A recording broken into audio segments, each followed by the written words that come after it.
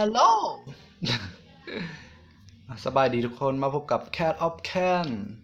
อีกแล้วอ่ะมาเบิ่งข่าวมีอย่างไหมอีเ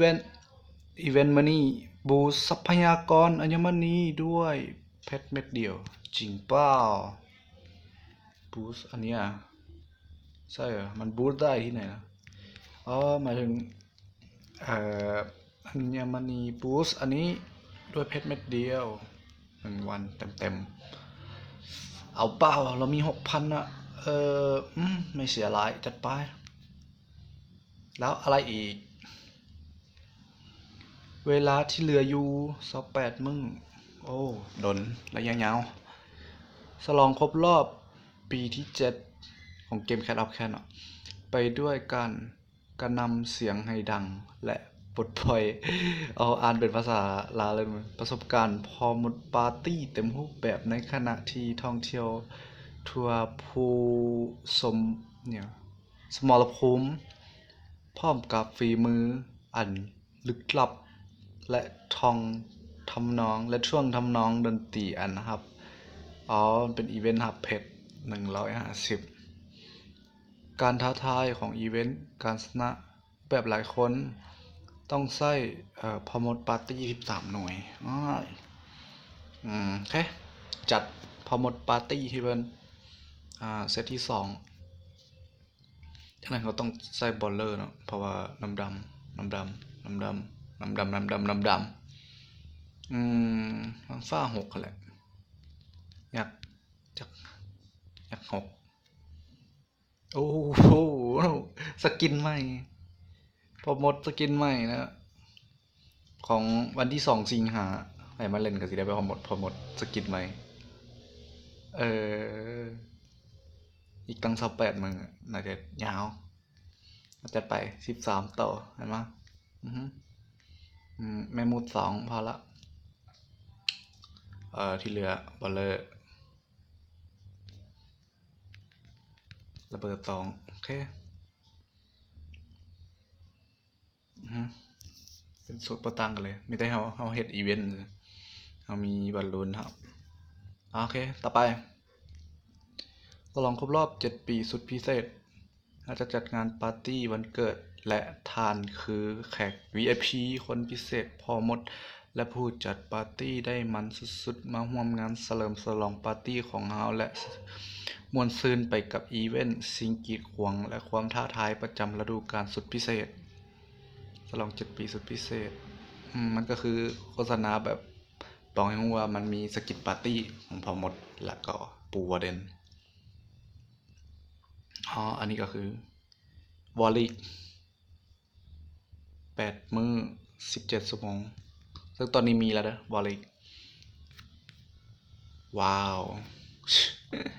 แคนเขาเจ้าโหดหลายสู้บ่ได้อย่างน้อยหมู่เฮาตีบ่ได้ดาวเนาะแบบนี้เสียเปรียบเลยแหละอย่างน้อยเขาต้องตีเบิร์นนี้ให้ได้2 ดาวมันเรื่องไงเอสิใส่อยากตีดิมังกรไฟฟ้าบ่แน่ใจว่าสิได้บ่เราจะเอาบอลลูนใส่กับรถจกกำแพงแล้วก็ปล่อยมังกรไฟฟ้าอัดทั้งเทิงกับทั้งลุมแล้วก็ปล่อยมาทางนี้เลยมึงว่าสิได้บ่แล้วเฮาก็เฮ็ดดีได้เท่านั้นแหละสุดนี้บ่น่าจะใช้บอลเลอร์ได้ดีเพราะว่าใช้มังกรสายฟ้าแหละแต่ก็น่าจะเป็นมื้ออื่นเช้าเนาะตอนนี้ก็เวลา10 โมงน่าจะ9 โมงกลางคืนแล้วตอนนี้เฮาออกปล้นแล้วก็ออกปล้นสุดหนึ่งมาจากสุด2 สุดมาเบิ่งว่าสิปล้นได้นะมาเบิ่งอ่านแชตเบิ่งอืมคนในแค้นเขาล้มอหย่างกัน ตอนนี้เขาอยู่แค้นของคนไทยนะนพยแปลว่าหยังโมโหกันหย่อมาจากหยังงานหนักเลยคราวนี้เฮ้ยตีไม่ไหวเฮ้ยบ้าน10จัดก่อนเลยครับบ้าน11 12ตีตามเก็บดาวไม่เป็นไรเลือกที่ตีไหวจริงๆงานไม่ง่ายเลยครับตามที่บอกเลยครับเก็บไว้เยอะที่สุดยกนี้เราสู้บ่ได้ บ่ต้องกดดันมากลีกวอร์นี้ต้องอาศัยดวงสุดๆเลยครับ บ้านนี้ผมจะตีต่ำๆนะ เพราะอัพฮีโร่โอ้โห อัพฮีโร่ผมนี่อัพกูนี่อัพ2 โตเลยก็ยังไปสู้เขาจะเปลี่ยนแผนละเพราะว่าคนในแคนเขาคิดจะเปลี่ยนแผนนะน่าจะยกสองบ้านนี้หรือ3 บ้านเลย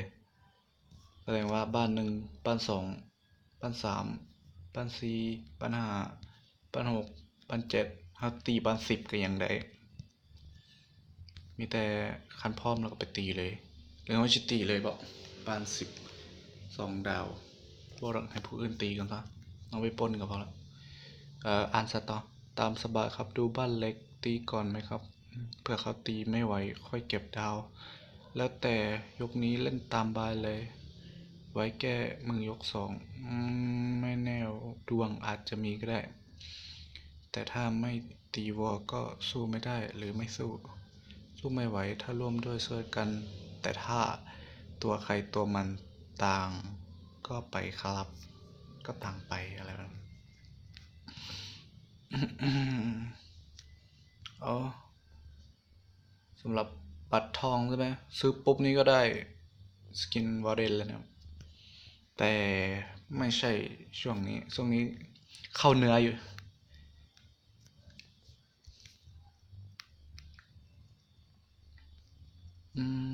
มีอย่างอีกช่วงนี้